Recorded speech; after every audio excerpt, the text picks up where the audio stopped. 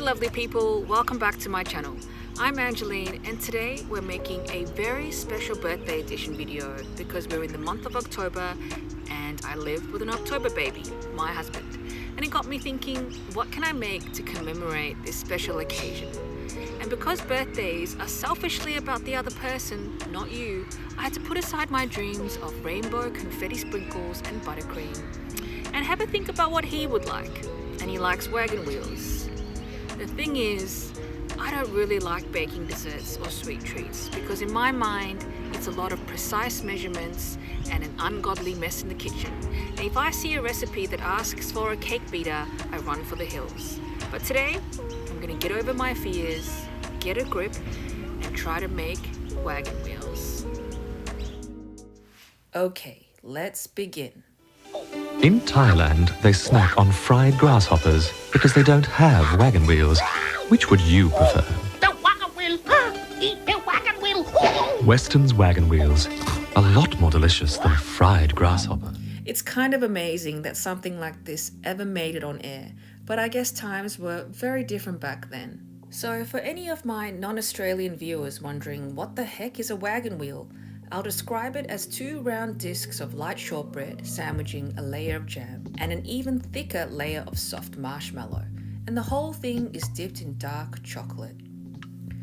I really like the idea of recreating treats from my childhood, and wagon wheels feel very retro to me. I found out that Weston's, the company that made the original wagon wheels, were also responsible for one of my all-time favourite Australian biscuits, the underrated and also sadly discontinued Quattro, which I might save for another video to bring it back to life. Weston's were bought out by Arnott's in 2003, and since then the wagon wheel has evolved into this miniature biscuit that we see today. I remember the original biscuit as something you'd find in the chocolate bar section, and it was big, like the size of an adult palm. And I think that was part of the charm, how big the treat was.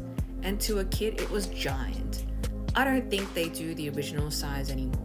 And that's a shame, as I've always associated the big square yellow and green packet with the promise of sweet, fluffy happiness.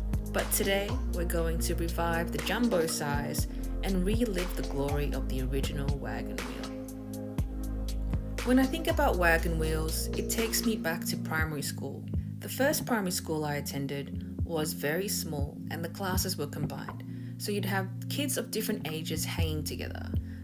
And a couple of the older boys had mullets, and sometimes I'd see them hiding behind the oval, puffing on cigarettes, not very discreetly. There were funny kids, wild kids, quiet kids, and also mean kids. This redhead girl would stare at me with murder in her eyes if I ever talked to her best friend. But her best friend had the best lunch boxes, and I just want to be close to them. It felt like the whole food pyramid was packed in there. It had a little bit of everything, as well as a box of Prima orange juice. And I thought that was so deluxe, because I never got anything like that. A few of the girls I knew were obsessed with looking older than they were. They might have been 8, but they wanted to look 13.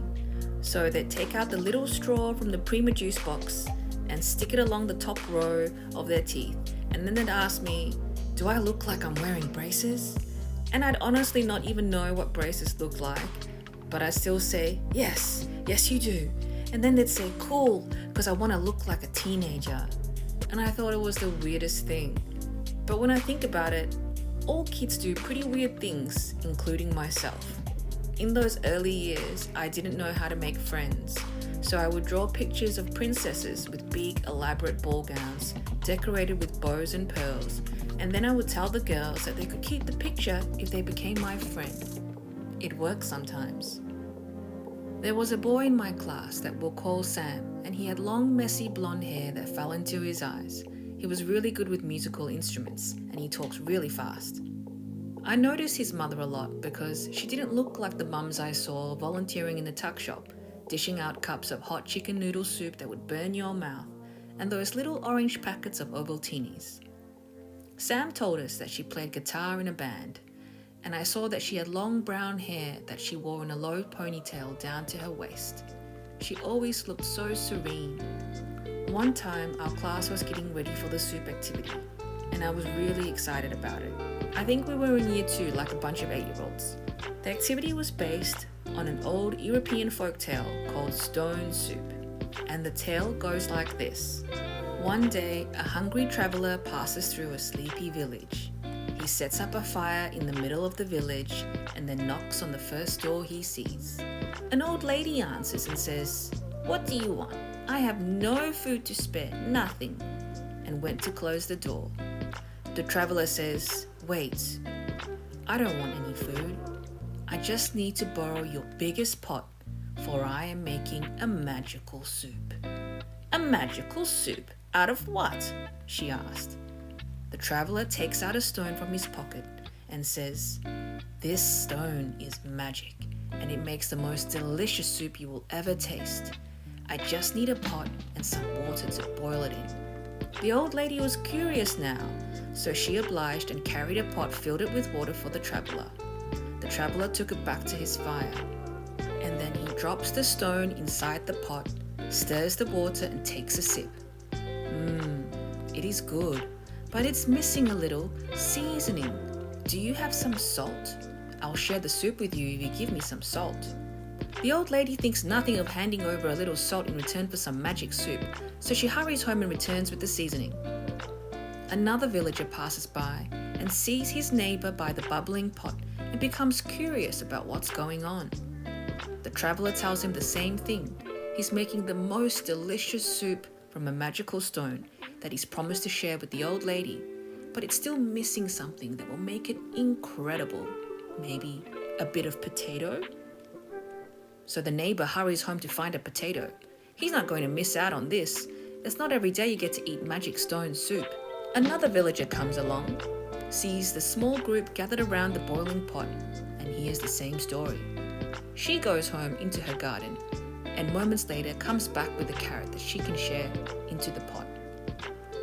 This goes on and on until the whole village has come by and joined in, each person eager to contribute something small from their house in the hopes of sharing in a magic stone soup.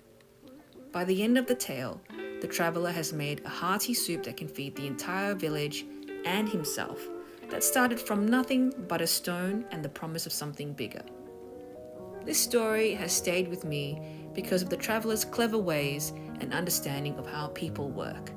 People are generally very happy to give a little something in the hopes of sharing in something bigger, and there's nothing like a bit of good old-fashioned FOMO to push that along. So our class was told to go home and bring an ingredient back to contribute to our own little village soup, and I think my mum gave me an onion and a carrot. When it was Sam's turn to share what he'd brought in, he unwrapped the yellow cloth in his hand, and there was a small black-coloured block about the size of a golf ball. Sam said it was a special ingredient that would make the soup taste amazing, but he didn't tell us what it was. At least I didn't hear it. The soup got dished out to all the kids, and I remember it tasted like a vegetable soup, apart from this odd smoky flavour that I put down to Sam's mysterious ingredient. To this day, I have no idea what it was, but telling this story makes me wonder what Sam is up to now, and I hope that he's well. And since it's a birthday treat, I did sneak in some rainbow confetti sprinkles. Making these wagon wheels was a big challenge for me, and I made a few mistakes along the way. But I couldn't give up because I've got a video to make. But I learned a lot today, and it's made me realize it all just takes practice. The first time is always going to be the hardest. Okay, the moment of truth. They turned out pretty good. Okay, how can I describe the taste? Because there's a lot going on here. The shortbread is tender and light, but it's got a rich buttery flavour. I like it a lot. The raspberry jam is delicious, and surprisingly a lot better than store-bought. I honestly thought it wouldn't make a difference. It goes really nicely with the fluffy vanilla marshmallow. And then there's a very thick layer of dark milk chocolate as well. So each bite has a lot of flavour and texture that makes it really fun to eat. If you enjoyed watching this today, please subscribe and smash that like button. Every subscription helps my channel, and I'd love your thoughts on this video and any ideas for future ones. Thanks for joining me today. Ciao for now.